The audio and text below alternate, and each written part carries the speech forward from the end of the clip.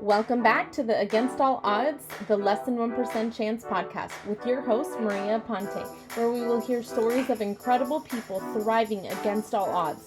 And my hope is that we can all see how life is always happening for us, even when we are the less than 1% chance. Hey, welcome back to Against All Odds, the Less Than 1% Chance podcast with your host, Maria Aponte. I am here again with an amazing guest, and I'm so excited for you to hear her story and just to see how through adversity you can come out the other side. And so I'm just going to quickly introduce her, and then we're going to get started so you can hear from her. Today's guest is Navi Bliss. She's a certified love and relationship coach, inspirational speaker, host of the Blissful Love podcast, and contributing author to 2 #1 best-selling books. Her solo book, Broken to Blissful, arrives in 2026. I'm so excited for that. And her work has been featured on Global News, CTV, Breakfast Television, A Plus Media, and Chicken Soup for the Soul. Wow, I grew up on that. That's so crazy.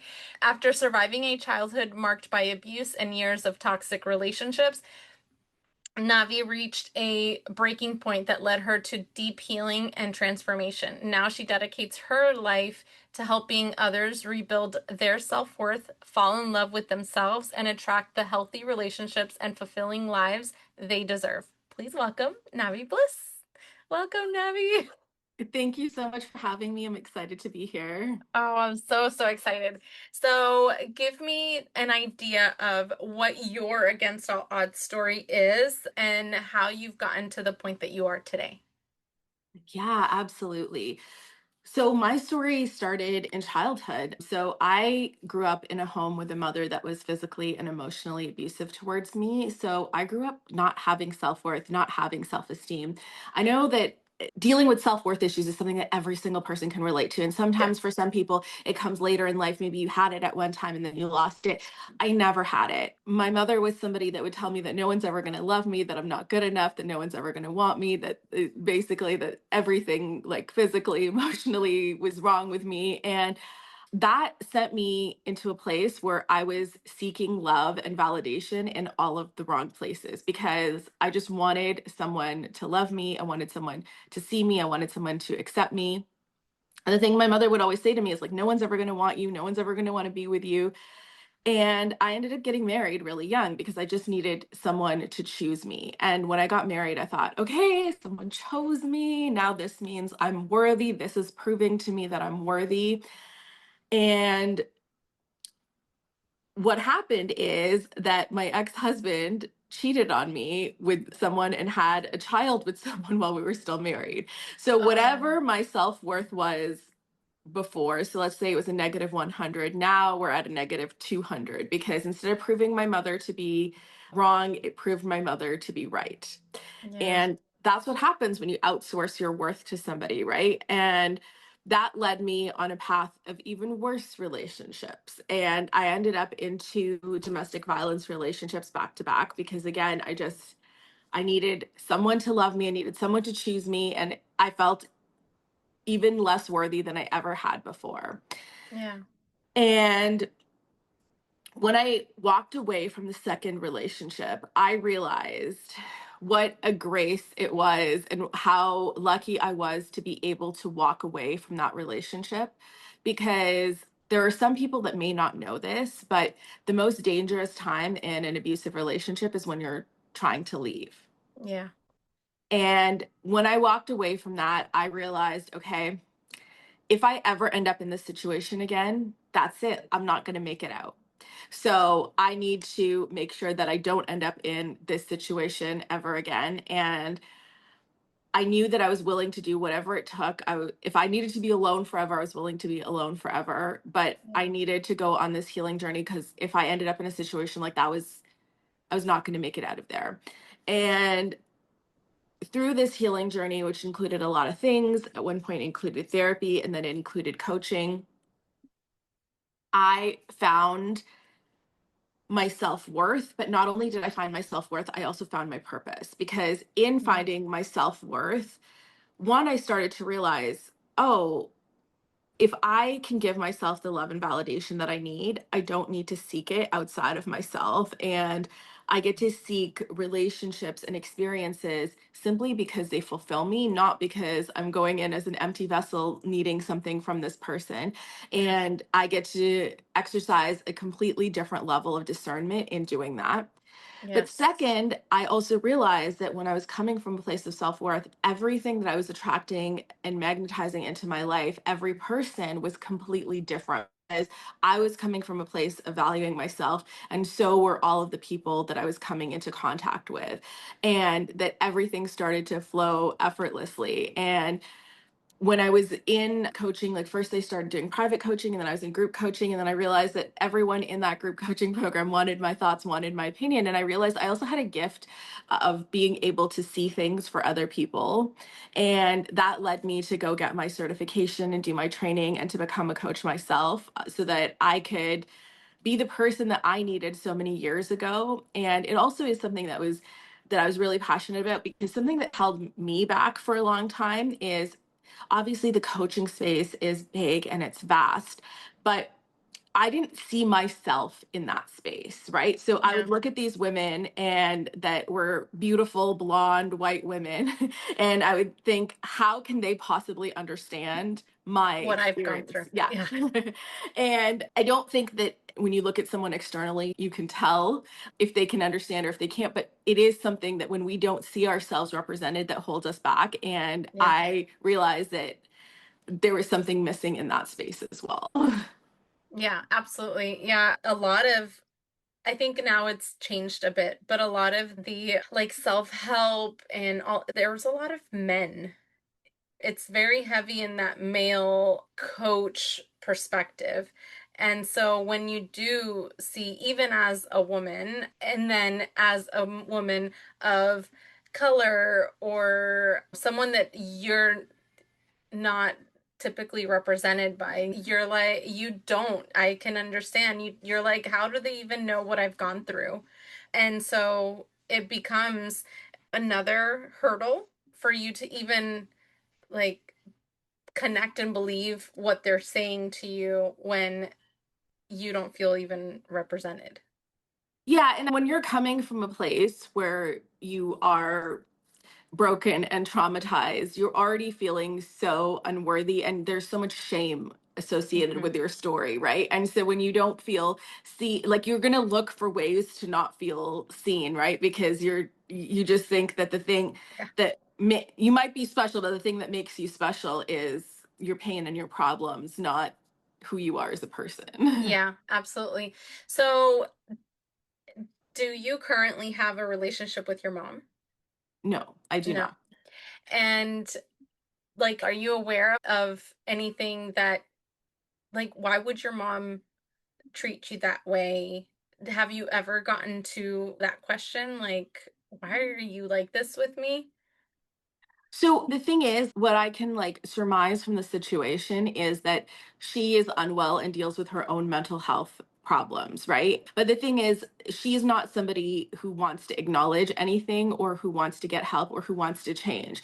And me choosing to not have a relationship with her, also that is not about me holding on to anger and resentment, because holding on to anger and resentment, that would only be seeping in and destroying my life, also affecting my self-worth, because you can't Yeah. carry resentment without all it affecting your self-worth at the same time, right? Yeah. But it's Healthy also boundaries, understand right? yeah, and it's understanding that okay, you can forgive what has happened. You can forgive what is in the past, but you cannot forgive what is happening. And the thing with my mother is, if I had a relationship with her, even during the portion of my adult life, it's been a long time since I've had a relationship with her, but for the portion of my adult life that I did have a relationship with her, she continued to be abusive because she does not want to get help. She does not want to self reflect or change anything about herself. And that's her prerogative, right? Yeah. But the thing is, you can't forgive ongoing abuse because Yeah. if it's continuing to happen, and sometimes we get so caught up in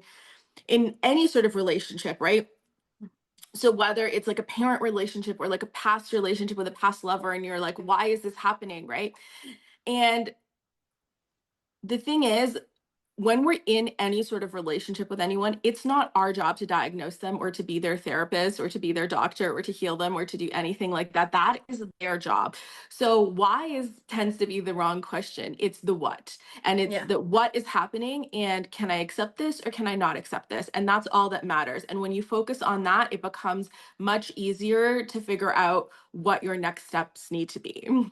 Yeah, absolutely. Yeah, I think people also get caught up because unfortunately you're not alone in the fact that there's just some parents that were maybe not meant to be parents and don't have that nurturing or are just not well. But I've come across people that it's just been very hard to disconnect from that.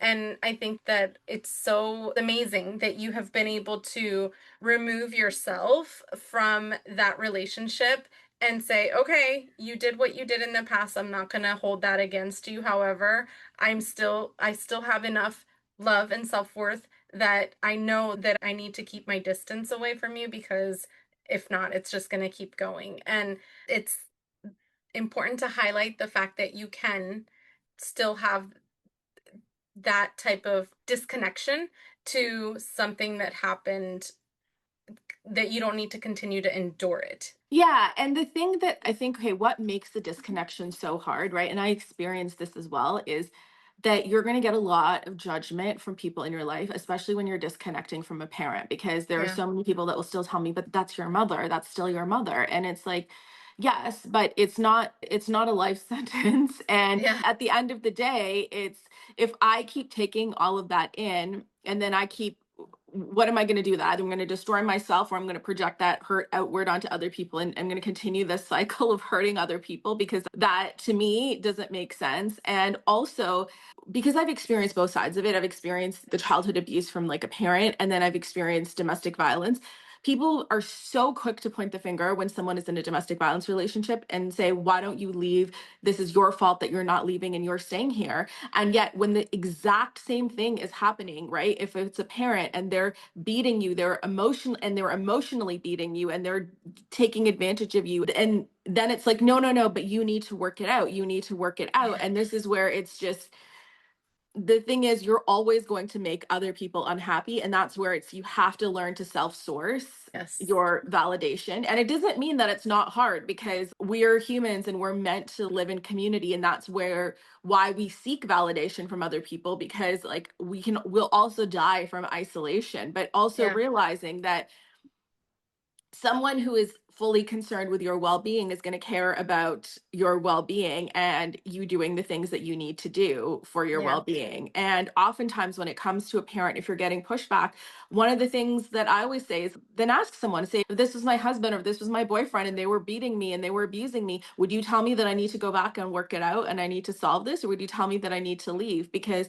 if that person isn't going to change, then what other What's the choice do you have? difference? Yeah, Yeah. yeah. Yeah, what's the difference? Yeah, and I think that's why I wanted to highlight that, because my sister went through domestic violence relationship before, and I remember being the sister that vaguely knew, right? I had my suspicions that this was happening, and she diverted the conversation as much as possible and so forth.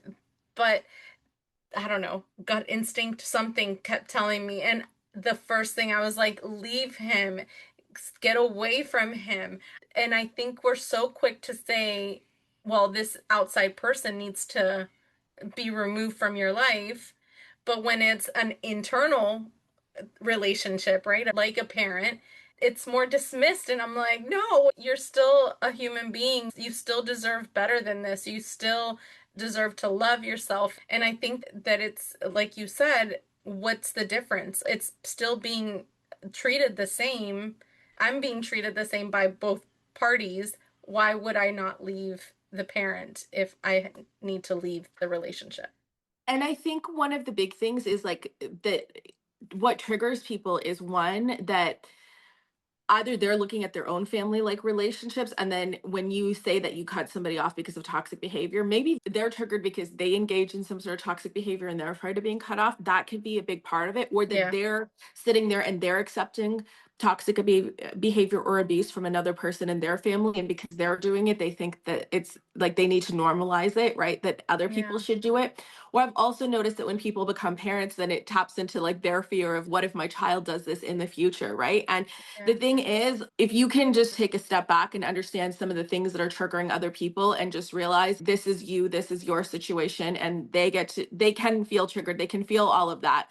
And sometimes people that will, part of the resiliency and being able to deal with this and finding the courage to be able to hold strong to what is the best decision for you is just allowing those people to have space, because some people will never be able to understand, and some people will take a step back and take a breath, and they will come back and they will support you and they will understand. And oftentimes we want people to hold space and to have grace for our situation, but we're not doing the same in return. And sometimes Yeah. it's just like we just have to allow sometimes breathing room in relationships for people to be able to work out their own stuff and be able to come back as well. Yeah, I definitely agree. I think that a lot of the times when people feel uncomfortable about any situation, it's more because we're like holding up a mirror and they're seeing something in our situation that triggers them. And I've had that experience multiple times where I have talked about my sexual assault and then what transpired because of that, and people are like, how can you speak about that? Or I've talked about, with my daughter's permission, I've talked about her mental health and the struggles that we went through growing up, and it was always not for showing, but I got criticized so much for that. How could you talk about your daughter's episodes or whatever? And what they didn't see was all of the DMs that I would get from parents that were truly struggling and feeling alone in this despair of, I don't know what else to do with my child, that now they can find a source in me of the things that I'm doing to move past this situation. And honestly, I have had to come to a point where I'm like, it's a mirror. Yeah. I'm just a mirror that they're seeing something in my story that's triggering them. And I can't do anything about that. I can only take care of what I'm responsible for. I can only take ownership of what my responsibility is. And I felt like the story was too important to not share. Yeah, no, and I think it applies like across the board to everything, right? Like when we get like that response, it has to do with either what we're enduring or the rules that we have for ourselves, right? If someone can be like critical of another person's appearance, it's because even if they're not, their appearance isn't like that, let's just say they're critical of someone else's weight or something along those lines. It could be that, okay, they're criticizing that person's weight because either they're struggling with it themselves, or like the level of effort and deprivation that they go through to maintain Yeah. their weight themselves. And they're like, how can this person just be comfortable in a different body and then I'm Yeah. comfortable, and it goes against the rules that they have for themselves, right? Yeah, absolutely. And yeah, and it's not about you, it's about them. Yeah. So, do you feel you attracted that type of person to then go into a relationship after? I don't know. I feel like when we don't heal from something, we continue to attract the same thing. It's like life saying, hey, hey, I need you to work on this. And we're like, leave me alone. I just need to move forward. And the life is just giving you signals, and until you're like, enough is enough, I need to do something to change. Do you feel like that was part of it? I've experienced it in other areas of my life, but I wonder if it's the same, like you just continue to attract that same type of person until you're like, no, I need to work on this. Yeah, and I do, but I think it's like even more, okay, because the one thing I always tell people is, okay, if you're going to look for things that are wrong in you, like you're never going to like fully heal on your Yeah. own. Like part of healing happens in partnerships, because that can also become like a barrier to people. But it's actually, it is that, but it's not even more in this energetic woo way that it's the universe keeps bringing you the same thing. It's that the red flags and all of it is there from day one. But when Yeah. you don't feel like you're worth anything, right? And it's like you are accepting that. And then because you accept that, it accelerates and it accelerates and it accelerates, right? And whereas when you actually come from a place of self-worth, the first moment that someone disrespects you, you're going to be so turned off. You're going to be like, ew, what? No. That's going to be your natural response, that it's not even like this thing that has to be thought out, right? That if you're coming from a place of self-worth, and let's just say even as simple as someone approaching you at a bar and their first thing that they say to you is negging you, right? But Yeah. you're not coming from a place of wanting their approval, you're immediately going to be repulsed and want to walk away. Yeah, But if you're right. coming from a place of not having any self-worth, you're going to be dying for their approval, and you're going to go into this place where now you're begging for their approval, and that's the first moment of interaction. So it's not even, like I said, in this, it can happen in this more energetic way, but it's also this in this way that you can start to see change so quickly by starting to make little shifts, that all of a sudden you start to notice all of these things. And even though you might still not feel like you're this supermodel goddess person, you're going to feel good enough that you're going to be like, no one should ever speak to anybody that way. And so I'm not Yeah. going to accept that. Yeah, absolutely. So, how did you start shifting that inner self-worth and confidence, and how did that start shifting for you? So this is like a slow process, and it happens in baby steps, right? And this is where I get it, because I've been in that place, right? Where we're so unhappy with ourselves that we want our lives to do a 180 overnight. Yeah. And it doesn't happen that way. It happens gradually and slowly. And self love is a practice. That's what I tell people. It's not something you do one day, but you keep doing it, and you have to keep doing it. It's just like you're not going to eat healthy one day and then be You're gonna healthy for the lose. rest of your life, Yeah. right? Yeah. And you're going to slip up, and you're going to have bad days, but then things become normal for you as you implement certain things, right? I remember there was a time that I couldn't look in a mirror without finding 1,000 things to criticize about myself, right? Yeah. But by implementing habits and by doing things, now automatically every single time I walk by a mirror, I think of something kind to say to myself, right? Yeah. Even on a day when I'm not like looking my best, or I'm sick, or I just woke up in the morning, I'll find a kind thing to say to myself, because that is that's the new place that my mind is programmed to, right? And the Yeah. more like, and I do that, and it's like that becomes the new feedback loop that I'm reinforcing in my mind, right? And Yeah. because I struggled with this so much, I came up with my 4 pillars of confidence, because there's so many things out there when it comes to building your self-worth, and all of them are valid. But when you're coming from a place that is so low, it is hard to start with some of these things, or the impact that they have is not that much, right? So let's just say something like with affirmations are fantastic, right? But you have to have a baseline of worth to accept them, because otherwise you stand in front You're of the always mirror. like, you're lying Yeah. to no, that's a So lie. you try to say one positive affirmation, and your mind fights back with 20, and then Yeah. it makes you feel so terrible that you're not going to do this, right? So I came up with my 4 pillars of confidence, which I'm happy to Yes, share if you please. like. Okay. Yeah. Okay. So the first, and this works for anyone wherever you're at. So the first one is to live your values, right? And when I say this, people are like, yeah, of course I love my values. But what I consider to be ultimate self worth is when all parts of you are in alignment and they're not fighting each other, right? So that means you're going to have the days that you feel like an absolute goddess, and you're going to have days when you feel blah, but you're not fighting against yourself anymore, right? That's where you can Yeah. have that baseline inner peace within yourself. So, living your values, where people get hung up on this, is when you have values that conflict with other values that you have, right?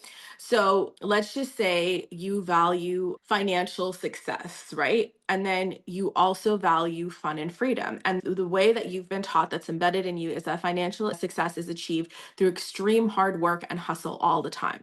So, when you're doing that, there's a part of you that feels really good, because even if you're not at the level of financial success you want, you know that you're working hard and you feel proud of yourself in that way. But there's Yeah. a part of you that is mad at you, because that part wants to have fun and it wants to be free, and it's annoyed. And so there's a part of you that's fighting against another part of you. So you're not feeling that inner peace. And then if you take a day off and you have fun, or you go on a vacation, there's a part of you that feels joy and it feels so good. And then the other part of you is beating yourself up because I should be working hard. I I should be should be working. hustling. Yes. Yeah. And it can show up in other ways, right? Okay, like I value being fit and healthy, right? But then I also love food and I'm a foodie, right? So if I'm eating healthy and I'm counting every macro and I'm going to the gym, there's a part of me that feels good. The foodie feels resentful because I'm measuring everything and it's not exciting and it's not fun. And then I go out to a tasting menu and then the other part of me is beating myself up for that, right? And Yeah. this is where it's just really doing an inventory and getting clear. Okay, what are my values, and do I have values that are in conflict with other values?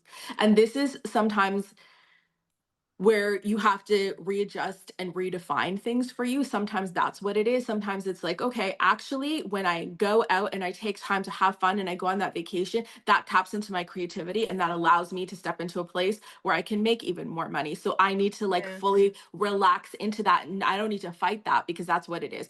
Or you can drop it all together, right? It's going to be different for different values that you have. You can actually decide, actually, this isn't important to me.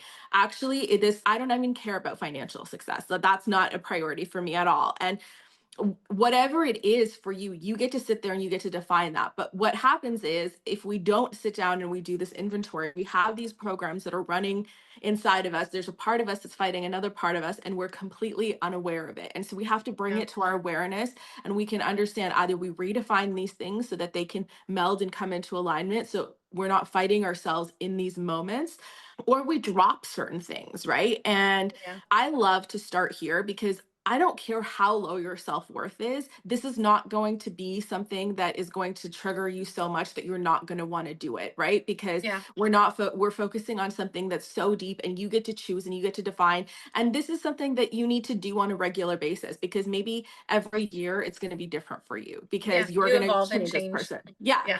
And so you get to decide for right now. So you're not fighting against yourself. And then you go back and you like recheck and say, oh, like, okay, maybe I don't feel this way. I don't value this anymore, but I value this instead, or I value this. And that's okay. You get to do that at any point in your life. And wherever you're at, you can start. So whether, even if you're feeling on top of the world, this is like a great place to check where you're having energetic leaks in your life. And if Yes. you're at the very bottom, you can start here.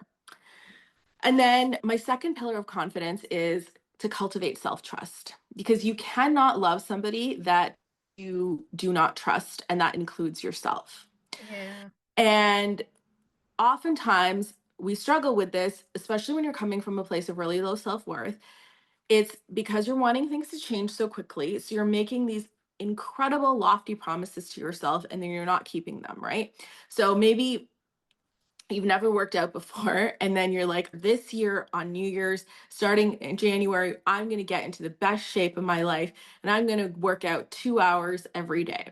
So you get up the next morning and you do it the day after, then you start hitting snooze, and then you miss 3 days, and then you feel garbage. And it's not like you feel like garbage like you did before. You feel even worse than when you made this promise to yourself. You don't believe yourself, right? And it becomes this incredibly horrible toxic spiral. And this is also why people come across as really harsh in relationships, and they have a problem having grace in relationships when they struggle with self-trust. Because if they say something, if they're like, okay, I can have this conversation with this person, I can give them the space to talk. And if they're unwilling to listen to what I have to say, I'm willing to walk away. But if you have no self trust, you can't do that. You're going to come across as venom right from the beginning because you need to push them away because you're like mush, right? You're like a cactus. You have these sharp edges because you're mushy on the center, because you have no backbone and no spine, because there's no structure of self trust within you, right? Yeah.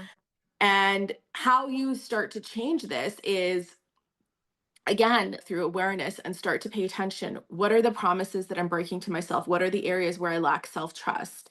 And oftentimes, this is just distilling things down into bite sized promises. So, never making a promise to yourself that you break. And so, maybe if you have never worked out before and you want to start working out, you say to yourself, I'm going to do 10 push-ups every single day, right? And Yeah. there's a part of you that's going to be like, yeah, but I want to change overnight and I'm not going to get my dream body by doing 10 push-ups every day. But the thing is that you set that as like as a promise, I'm going to do 10 push-ups.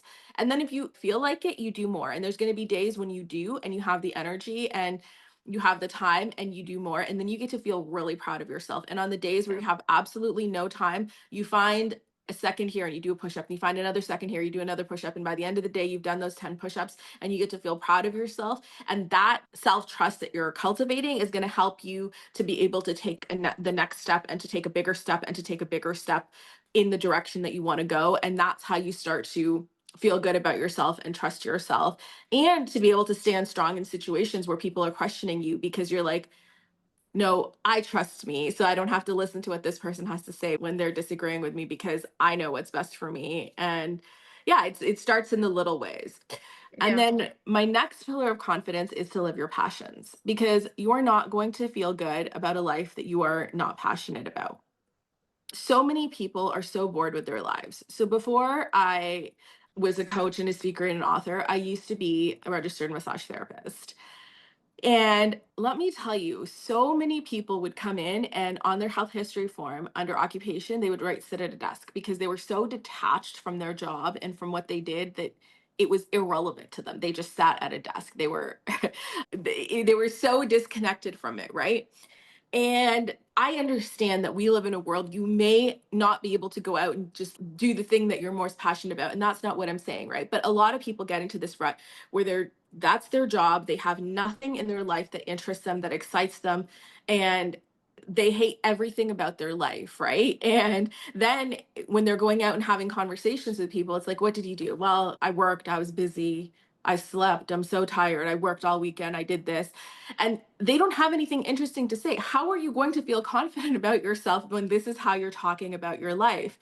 And adding stuff in, like even adding hobbies in, is a way to start to become passionate about your life. And your hobbies get to be your hobbies. They don't need to be interesting to other people for you to start becoming interesting to other people, and for you to start feeling interesting. Because you ever ask somebody what their hobbies are and they start telling you about something that makes no sense to you? Maybe it's some sort of video game, or they love to crochet different patterns, and you don't understand anything about that. But the way that they light up when they talk about it, because Yeah. they're so It's passionate about so it. addicting.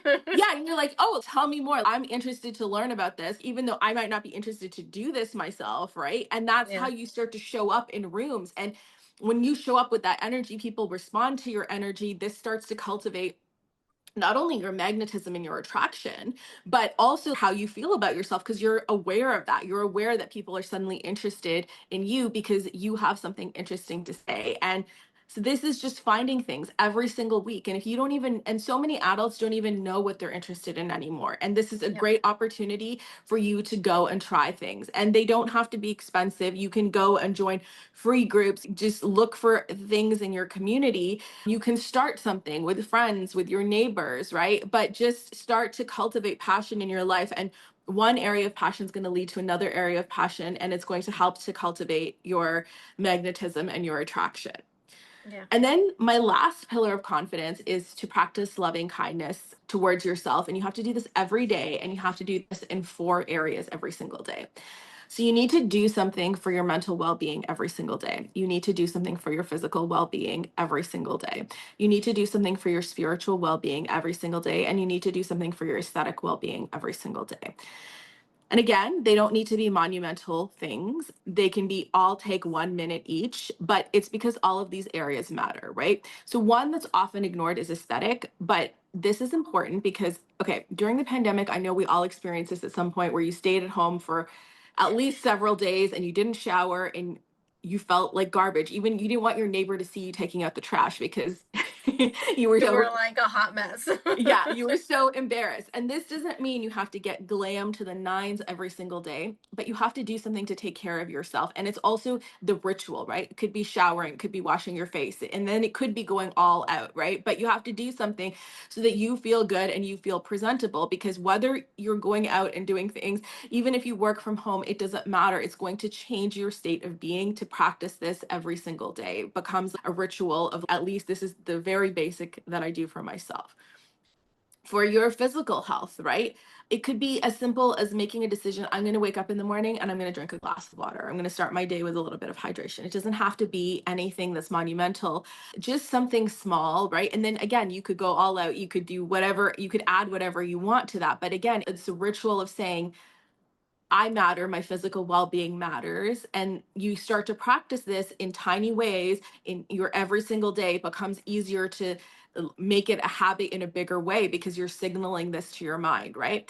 Yeah. For your mental well being, right? You could do a 1 minute meditation. You could go out and just go for a short walk, right? Just something to give that mental space to yourself and for you to acknowledge that your mental health matters and to give yourself that little bit of clarity so that this becomes a way to again signal to yourself that this matters and that this is important and that you're a priority in these ways. And spiritual well-being, because oftentimes what keeps us stuck is one, we feel like we're alone and we feel like our problems are so big.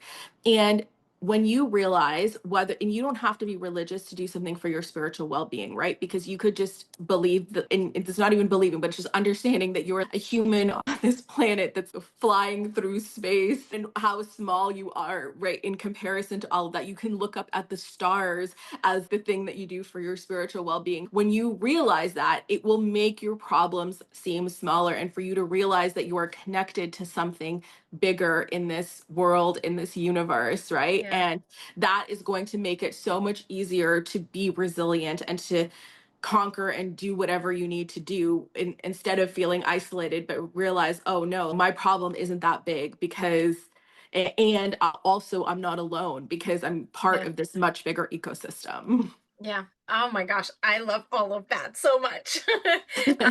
I recorded a podcast episode right before, and I had probably 30 minutes in between.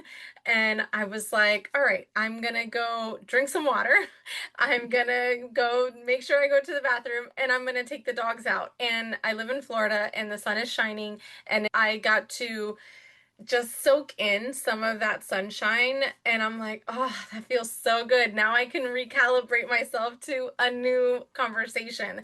And so it felt like it was the tiniest little thing, but I recognized in my mind and my brain, I was like, oh, that sunshine feels so good on my skin. And just taking a deep breath and just looking up and feeling it on your skin felt so, oh, that felt so good. I just reconnected. The dogs are happy. I'm happy. Now let's go and do this all over again. And it was like tiny little things, but it felt, I came into the conversation with more excitement and just different energy because I'm not having the same conversation that I had an hour ago. And so I love that that it could be very tiny things. I work full time and I have off this week, and typically I would probably not put on makeup, but I'm like, I'm recording all week, so I'm gonna put on makeup every day, and that makes me feel so good. So those are just like you said, they could be little tiny things, but it does so much for the way that you show up for yourself and the energy that you give off. At work they call me the purple energy girl, but it's because everything is purple. My office is purple. Like I always wear something purple, whether it's like just my watch or some type of clothing. My hair is purple. And to me, it's the aesthetic part of this is the energy that I'm coming into the world as. And the fact that I have a lady at work that she's like, you just radiate purple. It's this beautiful energy. And I'm like, thanks. I love that. That's the best compliment ever because I wake up with the intention of radiating good, happy energy. And but it's something that I had to work on because when I was dealing with depression, when I was dealing with cancer, when I was dealing with my daughter's mental health, those things were what I needed to find, what I needed to understand about myself in order to be this purple energy girl now. And so it does take so much work, and I connected with every single one of those pillars. So I'm so like excited for people to hear about it because it is so super important. The the energy that you walk into a room with is not only, it is amazing, that's what you feel inside, but when people can tell you that's what you're radiating, it's like, oh wow, Yeah, it's and it really comes in intense. different ways, right? Like I said, and the thing is, these are like the four pillars that are the basis of my work. And I think they work for whether you already have good self esteem, because you're going to find the energy leaks, or whether you have none. But the thing is, when you're in the gutter, and I know because I've been in the place that where Yep. I was in the gutter, to add on and start with a lot of the other things, that there's a million other It's so things that are much. also very helpful, but they're too triggering. They were too Yeah. triggering for me. I know that they didn't work, right? And when it's like, when I felt ugly, to stand in front of a mirror and tell myself that I'm beautiful, that wasn't going to help. Yeah. But washing my face or putting on a bit of red lipstick, right, could make me feel better or more glamorous, right, and more presentable and willing to take on the world, right? And because it did that tiny shift in my energy, Yeah. then it gets reflected back, and then you get that, and then it becomes easier to do more and to do more and to do more. Yeah, absolutely. I agree. And I understand it is so hard at that beginning spot that you're like, "Ah, but I can't even, I don't know what else to do."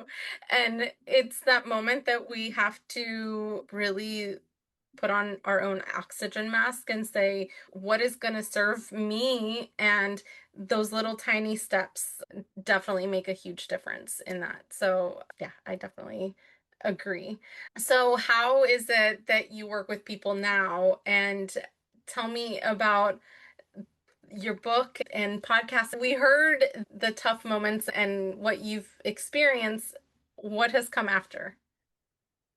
Yeah, so I this journey has been like absolutely incredible, and I my clients continue to impress me and it's just like such awe, and I just feel so privileged that people trust me and are willing to share their lives and allow me to guide them, and I feel so incredibly fortunate to be able to do that. And I work with people in a few different ways. So I work with people one on one, and then I have group programs, and the foundation of all of my work is the confidence and self love piece, because whatever it is, and then I have a few different programs that are geared towards different things and what stage you're at. But the foundation of all of them is going to be the self love and confidence piece. But some is going to be more like, okay, I want to step into my sexy magnetic energy. Okay, no, this is one for like, I'm stuck and I want to fall back in love with myself at this moment, right? So they're all a little bit different depending on where people are at. But I find that a lot of people, that once they do one of my programs, they come in and they want to do the next one and they want to do the next one. And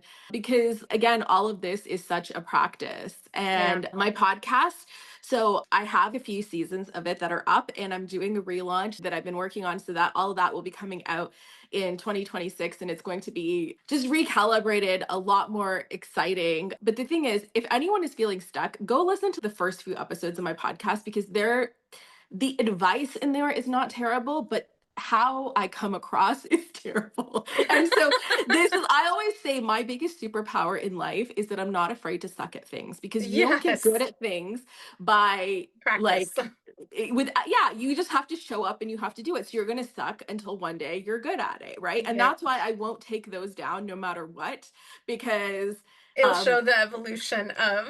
exactly, right? And so if you're feeling like I can't do this, no, go back and listen to that and see. And even just what's interesting is I've been coaching since 2017, Mhm.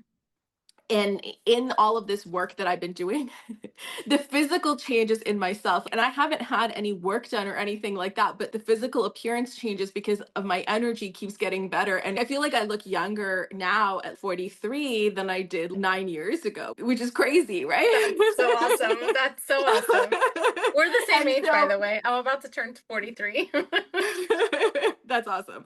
But yeah, so wherever you're at, just go back. Like I always tell anyone who's feeling stuck, go back, listen, look, and see some of the stuff I did. It's so cringy to me, but I won't take it down because it only gets better. It only gets better. And I'm also Yeah. launching a second podcast that's coming out in 2026, because I think this is an important part of the journey to finding love that people forget. And this one is called Mr. Wrongs, All the Fun I Had Dating the Misters That Weren't the One. And Ooh, it's I love because that.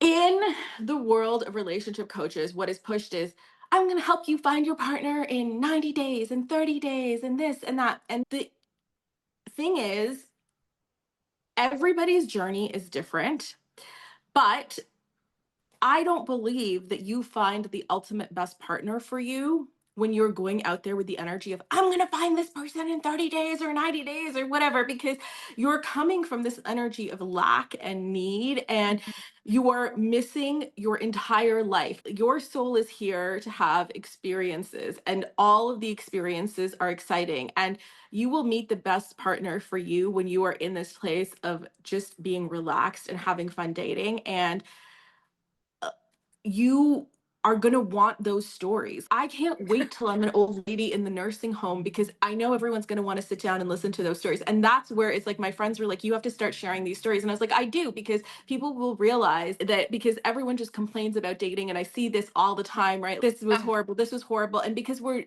judging the success of something based on like longevity, but that is a really poor indicator, because there's many people that have been in very long-term relationships or lifelong relationships, and they're in utter misery. So that is it. Yeah. It needs to be joy and fun, and you absolutely can find your forever partner, and you will, and you'll find them very expeditiously. I've seen this with so many of my clients, but you don't find it through the energy of, I'm going to do this in 90 days. You find it in the energy of, I'm going to go out and have fun, and you can have so much fun. Girl, I have a story for you. I had a second date, and it was like an impromptu second date. So the first date went really well. We talked a lot. It was there was some red flags, I'm gonna say. There was some red flags when he started talking negatively about his child's mom. I'm like, okay, all right, we'll see. We had other great conversation. And so he calls me up. We lived in the same area, and he knew that I worked from home. I had an online business for a while. That's what I did exclusively. And so I used to wake up in the morning, work out, take the kids to school, and then do my errands, go back home, shower, get ready, whatever. Well, he's like, hey, I'm open for lunch. Are you available? I'm like, I literally just finished like taking the kids to school, doing some errands. I'm still in my workout clothes. I haven't even had a chance. And he's like, yeah, no worries. Let's meet up at this place. So I was like, all right, just FYI, I'm in workout clothes. I'm not really in a date clothes. And he's like, yeah, no worries, no worries. So I meet him in the parking lot, and when I go to say hi, it's like kind of like that side hug. He licks my neck and he goes, salty, I like it. And I was like, whoa, this is a second date. What are we doing? And I just proceeded to laugh it off.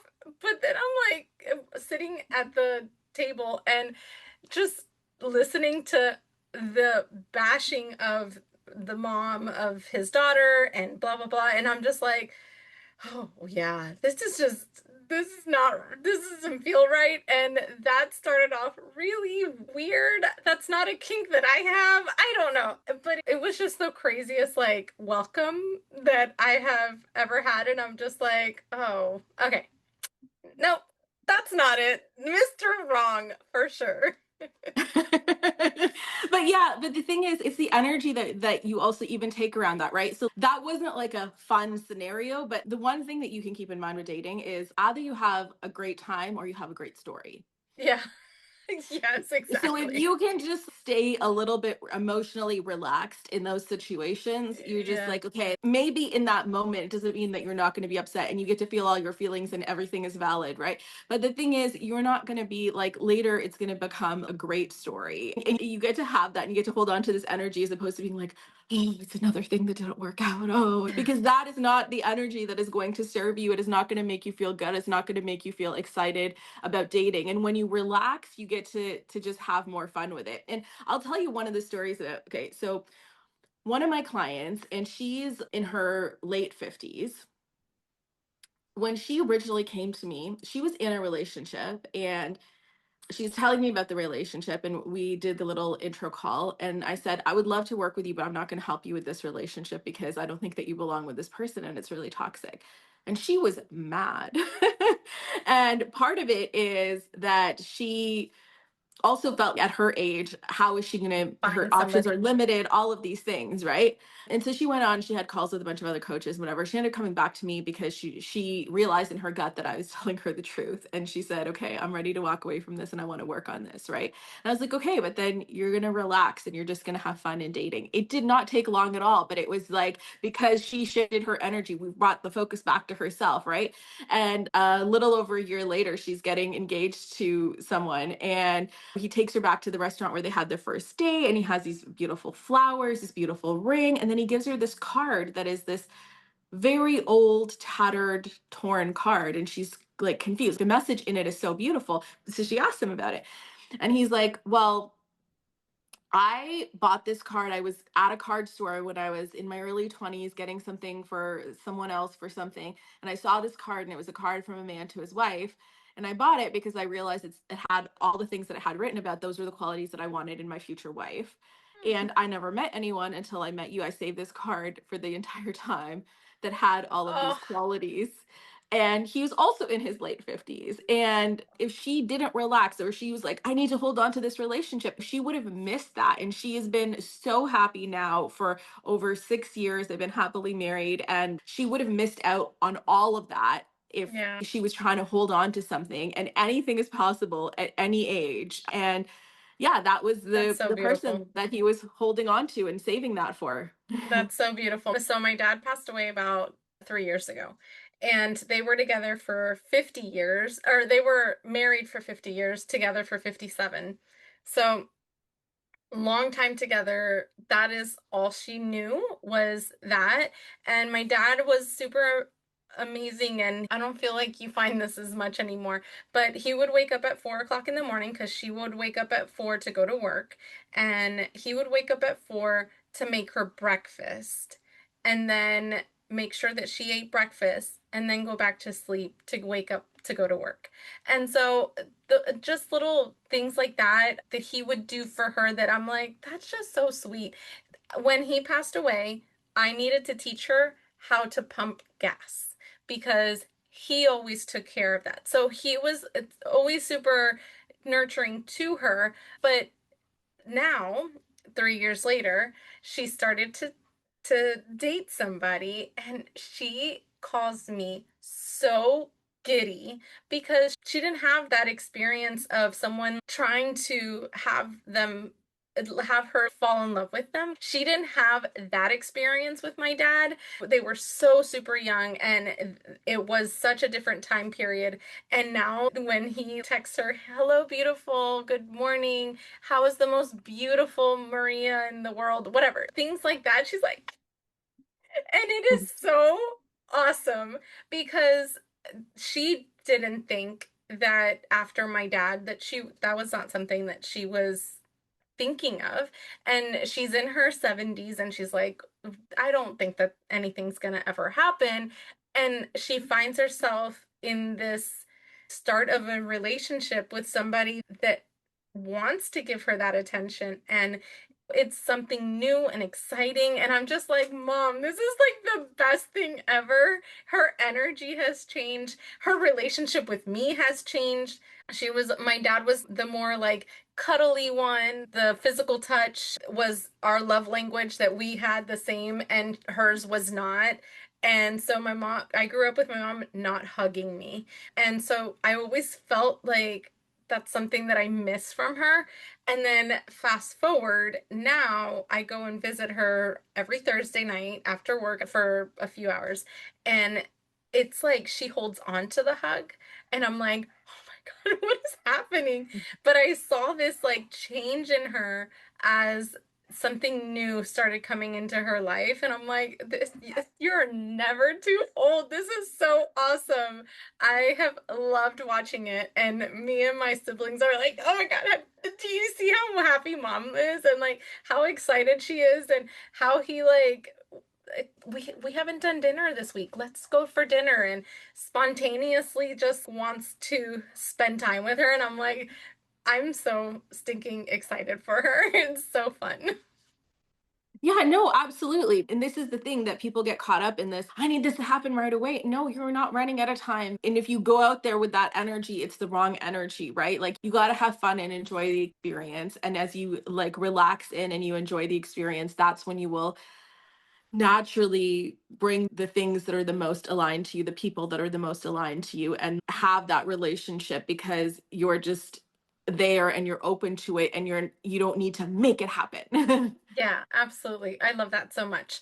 So, what limiting beliefs or roadblocks do you feel you had to overcome in order to get to where you are today? I would say, yeah, everything because Ever. it's just All the things. like there wasn't a thing that I believed in about myself, right? So Yeah. there wasn't a part of me that I thought was worthy in any way or deserving in any way. And when you lack that across the board, that makes it very, very hard because I felt inadequate and I felt like a loser and not enough in every capacity of life. So I had to learn how to build that up in every area. And like I said, it happened in baby steps. In certain areas, it'll happen easier because there's just less resistance, like around my intellect and things like that. That was easier than it was for me around my physical appearance. But you work on it across the board. Some areas like take a little bit faster than others do. And then as you build on that in one area, it makes it easier because if you believe that you're worthy in one area, it's easy for you to believe that you're worthy as a person Yeah. and then to build from there. I love that. Yeah. So, are there any daily habits or rituals that you say you would that has helped you get to where you are? Yeah, so all of the things that I talk about in my four pillars of confidence, I practice myself. So all four areas of practicing loving kindness for myself, I do that every single day. That's an absolute non-negotiable and it's different every day, right? So some days for my physical health, it is just drinking a glass of water and some days it's going for a super long workout and some days it's all of these different things, but I make it a practice that I integrate into my life that's an absolute non-negotiable.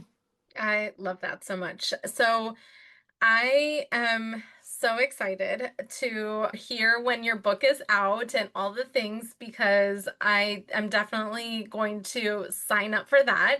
I have come into the last 10 years, more or less, into what personal growth in every aspect could help you with. And it's completely changed my life. So anytime I, especially when I have like now a connection to the author, I'm like, oh, give it to me because I'm so excited.